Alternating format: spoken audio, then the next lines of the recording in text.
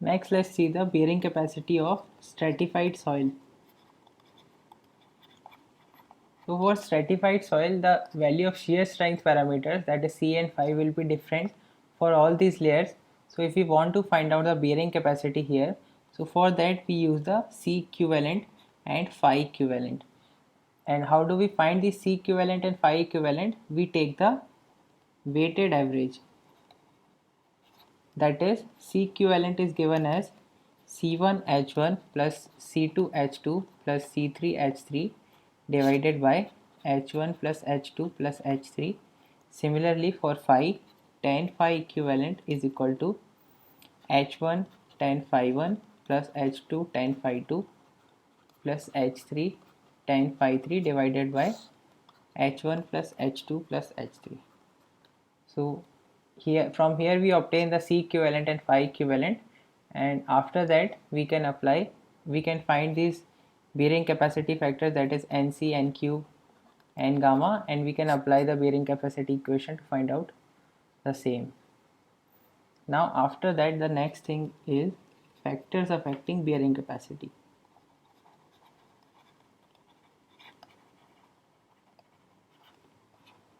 So let's first consider the cohesionless soil.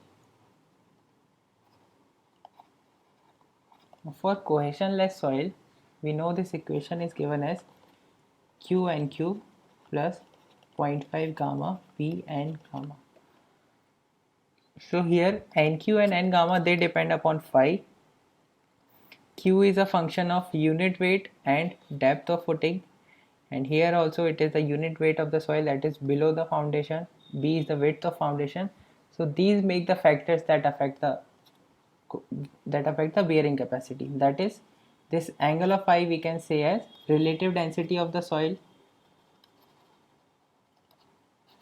and this term we can present as depth of footing,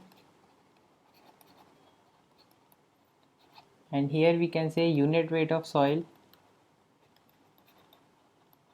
and the width of footing also.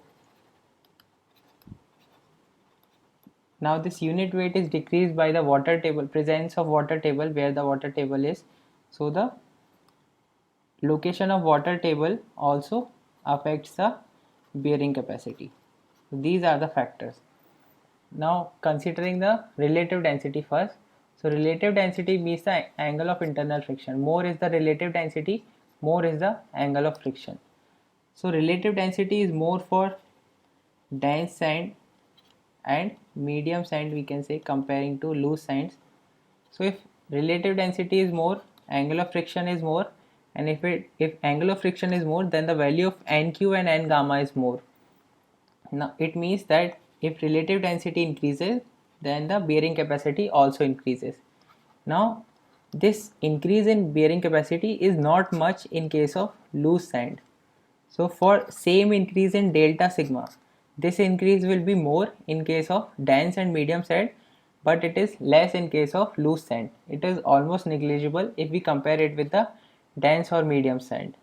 So this factor is the value of NQ and N gamma is a major factor that affects the bearing capacity, because in case of loose sand, if we consider other factors also, so the bearing capacity does not increase much, but in case of dense and medium sand, the bearing capacity is much more affected by these other factors also. So the next factor is the depth of footing. Depth of footing, it means this Q is equal to gamma dF. It means depth of footing will increase, then this surcharge will increase. So for that, QU will increase. So as I said, this increase will be more in case of dense sand and it will be less in case of loose sand. After that, unit weight of soil. So similarly, we can say unit, if it is a dense sand, so this will increase. I mean, if the unit weight increases, then bearing capacity increases. Similarly, width of footing, it is there in this term. So if width of footing if we increase, then also QU will increase. But for all the factors, this increase is more in dense sand. This you should remember. That is, this increase is always more in case of dense sand rather than in compared to loose sand. After that, width of footing I've covered. After that, water table. So water table, we have seen that if water table comes up to the surface level, if the water table comes here from this depth, let's say first this water table was here and then it rises to this surface, then this bearing capacity is reduced to half, that we have seen. So this is the effect of all these parameters in case of cohesionless soils. Now for cohesive soils. In case of cohesive soils, the ultimate bearing capacity is given as CNC plus Q. Here NQ is equal to 1 and N gamma is equal to 0.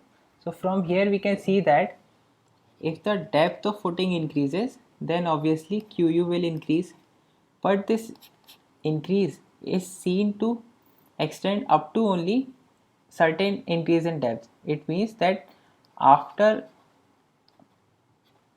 certain depth, the increase in bearing capacity is not seen. So only up to increase in some depth. I mean, if this is here initial foundation, so if we are putting it somewhere lower, then this bearing capacity will increase, but it will not keep on increasing. If we further lower the foundation level, then it will not increase. That's what I mean to say. And after that, here we see that the width of footing is not coming into picture. It means that the bearing capacity is unaffected by width of footing.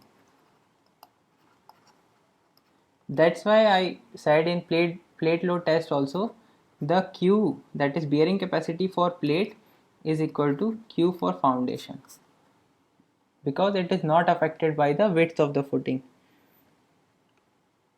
So if we increase the width, then obviously load carrying capacity will increase. Load carrying capacity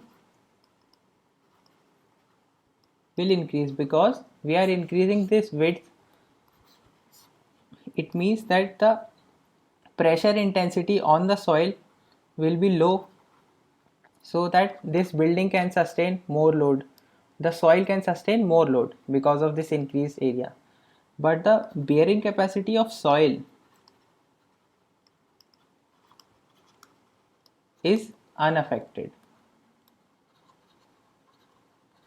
Now here I have shown that the increase in depth increases the ultimate bearing capacity. Now what if we talk about the net ultimate bearing capacity, that is QNU. So it is equal to CNC. So from here we see that it is not depending upon the width also, as well as on the depth of footing also. So it is not affected by any of those parameters. But if water table comes at the surface, or if the water table increases, then the value of this cohesion will be in undrained condition and it will be lower. So obviously presence of water table in the foundation zone will decrease the ultimate bearing capacity or bearing capacity in general. So these are all the factors that affect the bearing capacity. After that, the next thing that we have to see is the immediate settlement. So immediate settlement, it is based upon it is calculated on the theory of elasticity.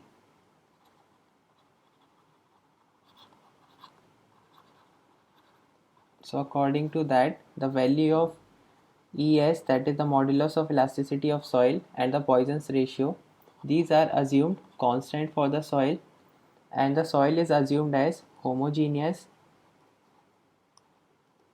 isotropic, and semi-infinite.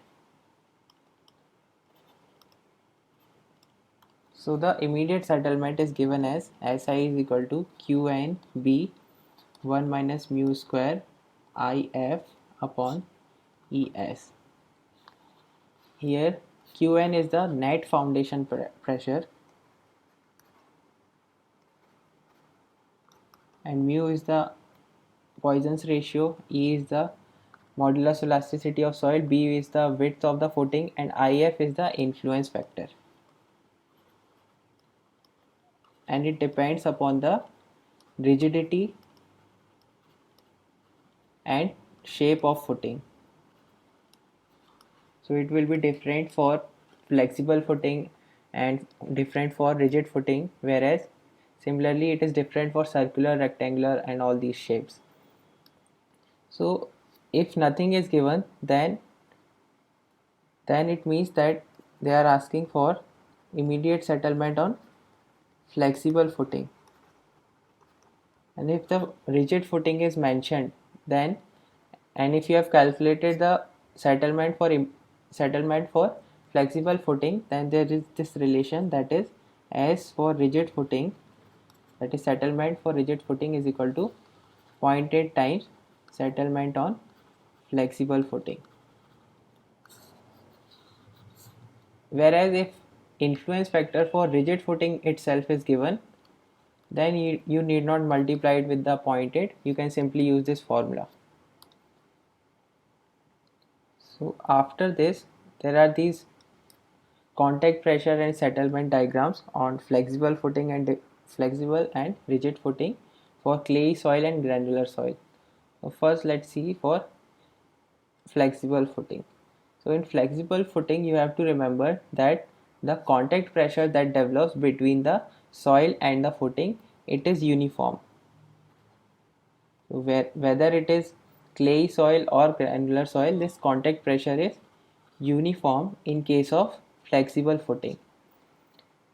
So this part makes our contact pressure diagram. So these lines are of equal length, that is the pressure is, or the contact pressure is uniform.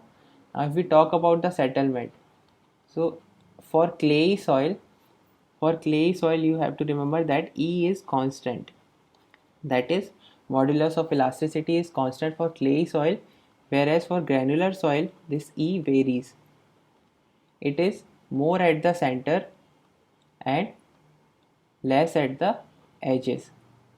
So these two things if we keep in mind, then we can find out this settlement diagram. So for clay soil on flexible footing, it produces this dish shaped diagram of settlement. So you can imagine it, this footing to be of a flexible material, and what if you press this flexible material here, so this settlement will be here, it will be more, whereas it will be less at the edges.